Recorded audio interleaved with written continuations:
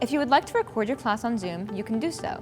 The classroom does not have video capabilities. However, you can record your voice over your materials on the computer screen or the document camera. The wireless microphone can be used to record your voice. When you open your class Canvas page, there will be an option on the left-hand side labeled Zoom.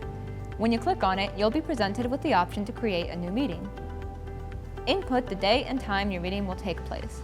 For classes, make sure to check the box that says Recurring Meeting so you don't have to set up a new meeting for every class session. If you need your meeting recorded, you'll find the option to record meeting automatically in the cloud. Selecting this will prompt your meeting to be automatically recorded by Zoom and then uploaded to your Canvas page under the My Media tab. When you open your meeting, you'll see the option to join with computer audio. First are your security options.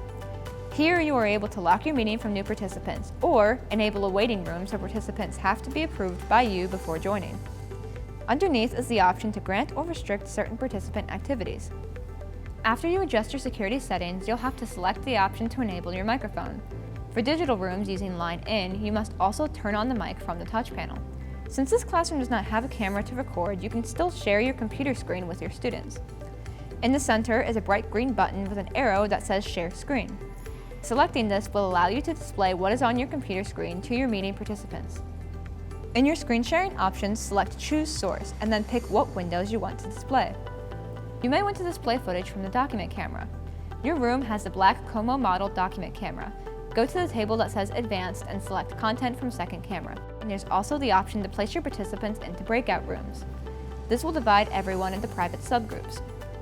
You can create as many as 50 breakout rooms and decide whether groups will be divided automatically, manually, or by the participants themselves. When it's all set up, select Open All Breakout Rooms.